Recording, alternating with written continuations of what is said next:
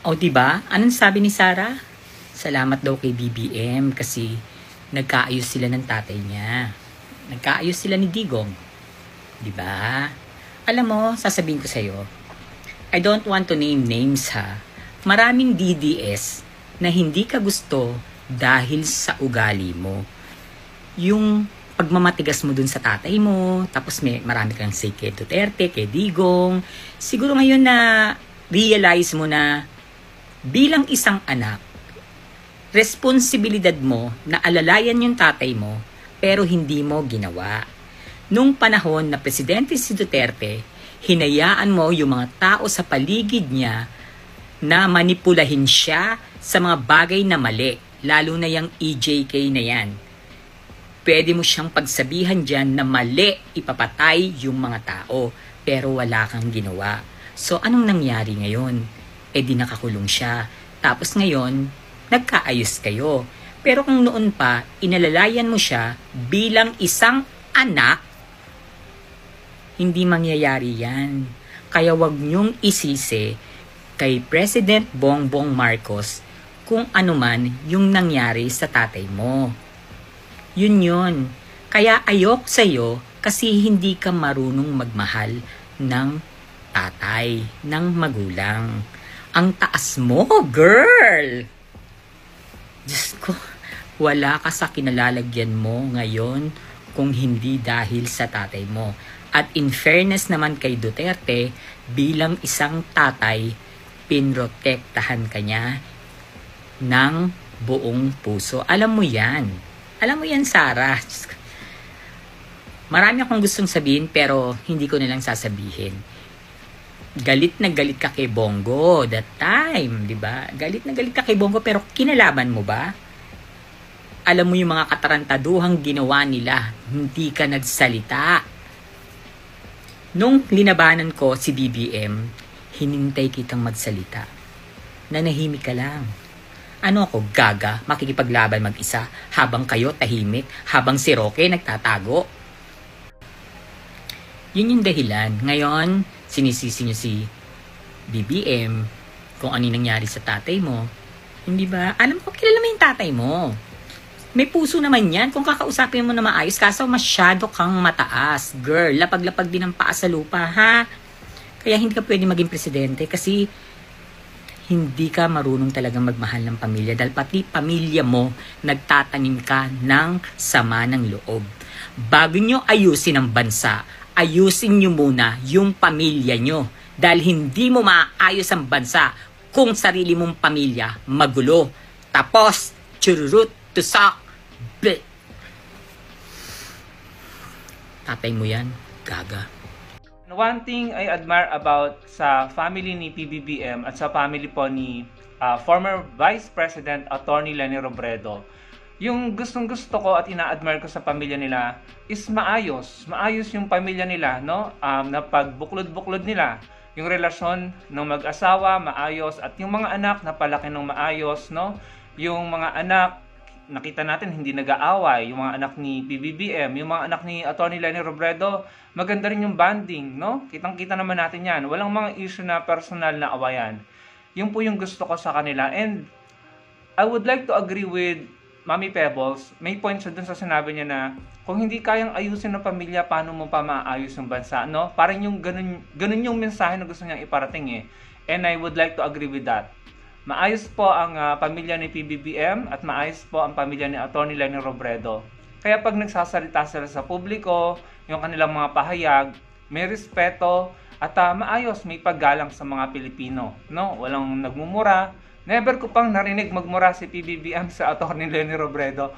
So, I would like to agree, kung hindi kayang ayusin ng samahan ng isang pamilya, paano mo pa maayos ang bansa? Hindi po ba, no? So, wag na lang tayo magbigay ng komento sa pamilya ng iba dyan. Ang sa akin lang ay admire the family of PBBM and Attorney Leni Robredo. Kudos sa kanilang pagpapalaki sa kanilang mga anak at meron silang maayos na relasyon sa kanilang mga asawa. Hindi po ba, mga kababayan? Doon sa sinabi ni Mami Pebbles, gusto ko lang pong dagdagan, Kung ako po ang tatanungin nyo kung sino dapat sisihin sa mga nangyayari kay dating Pangulong Duterte, wala po akong ibang sisisihin kundi ang mga DDS at ang mga taong nakapalibot kay dating Pangulong Duterte. Bakit kanyo? Simplihan na lang natin at paiksian yung rason. Dahil silang nag-enable, silang sumuporta, silang pumalakpak, silang tuwang-tuwa sa mga ginawa ni dating Pangulong Duterte. Kahit alam nila na meron ng mali, unconstitutional at unlawful na ginagawa ang dating Pangulo. Yung war on drugs na alam natin na maraming nilalabag na batas, yung EJK. At saka yung mga public statements na talaga namang hindi dapat sinasabi. At saka yung mga statement ni dating Pangulo na under oath. Talagang in my opinion, pinahamak po niya ang kanyang sarili. Parang nagbigay siya ng ebidensya sa ICC para lalo siyang madiin. At alam naman natin yung pare-pareho sa Quadcom, sa mga public statement niya. And sino yung mga pumapalakpak every time na magyayabang si dating Pangulong Duterte? Sino yung nagpapalakas ng loob niya? Mga DDS. Sinasabi pa nila, yan ang tatay namin. Magaling, matapang, Gagawin lang daw BOBO or TANGA ang mga abogado at mga judges ng ICC, Sabi nila, alam ng chess master, ng master tactician ang ginagawa niya. Matalino yan ilalampaso niya ng Quadcom, ipapahiya niyan. Ayun, ang daming sinasabi na nakakapahamak na sa sarili niya, under oath pa siya. Anong nangyari ngayon? Lahat ng sinabi niya gagamitin laban sa kanya, Ipinahamak ni dating Pangulong Duterte ang kanyang sarili at sinuntuan-tuwa dito? Mga DDS, sinong pumapalakpak? Mga DDS, sinong sumusuporta? Mga DDS, sinong nag-enable? Mga DDS. Sa madaling salita, sinong nagpahamak? Mga DDS. Walang iba kundi mga DDS at kung sino man ang dapat sisihin dito, mga DDS. Sila yung tuwang-tuwa kahit gumagawa na ng mali ang dating Pangulong Duterte. At yung mga taong nakapalibot sa kanya, mga abogado, mga advisors niya, sa tingin ko, hinayaan lang mangyari na magawa ng ICC ang dapat nilang gawin. Kasi nung panahon na kumalas si dating Pangulong Duterte sa ICC, yon ay hudyat na sa ICC. Nagbigay na sila ng mensahe sa ICC na merong ginagawang mali or masama ang administrasyon ni dating Pangulong Duterte na dapat makialam ang ICC. Yung katotohanan na kumalas ang Pilipinas sa panahon ni dating Pangulong Duterte sa ICC, ibig sabihin, ang pagkakaintindi ng ICC doon, may ginagawang mali at iligal. Anong ginawa ng mga advisor niya at saka ng kanyang mga taong nakapalibot sa kanya, ng mga abogado niya? Hinayaan lamang ito. Imbis na sabihin, huwag kang kumalas dyan dahil masisilip ka dyan. Makikita nila yan as a message or hudyat na meron tayong ginagawa ditong hindi tama or illegal sa bansa natin. Pero anong ginawa ng mga advisor at ng mga abogado niya? Hinayaan. Hindi man lang siguro binigyan ng advice na mali yan, huwag kang kakalas dyan. Pero kumalas na nga, hindi pa pumayag ang mga taong nakapalibot sa kanya na masampahan ng kaso si dating Pangulong Duterte. So lalo pa ngayong nakita ng ICC na sandali, nagpapabaya sila at hindi sila willing na panagutin ang dapat managot. Hindi sila willing na pakinggan ang mga sinasabing biktima na naghahanap ng hustisya.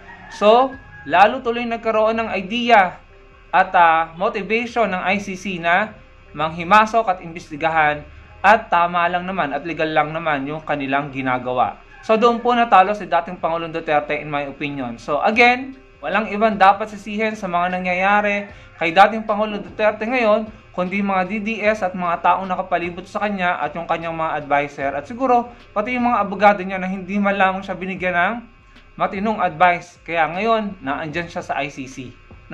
Parang sa madaling salita, pangungunsinte ang ginawa. Imbis na, sandali, Mr. President Duterte, pag-aralan natin ito.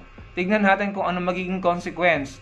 Baka tayo mapahamak dito. Baka imbis na yung gagawin natin na pagkalas or yung mga hakbang na ginagawa natin ay maging favorable sa atin, ito pa yung maging ikapahamak natin at magamit laban sa atin. At yun na nga po ang nangyari, mga kababayan. Kaya ngayon, kung gipit na gipit po si dating Pangulong Duterte dahil sa mga ginawa niyo mali, unconstitutional or illegal, kaya siya nakasuhan. Kung siya ay nasusukol ngayon, dahil yan sa kanyang mga supporter, mga DDS at mga taong nakapalibot sa kanya.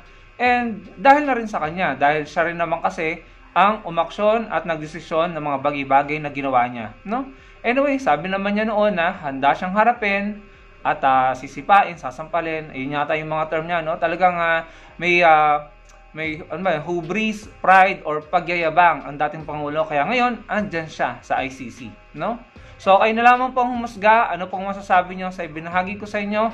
Maraming pong salamat sa panonood. Sana po yung malike nyo ang video natin at makapag-comment kayo. Salamat po.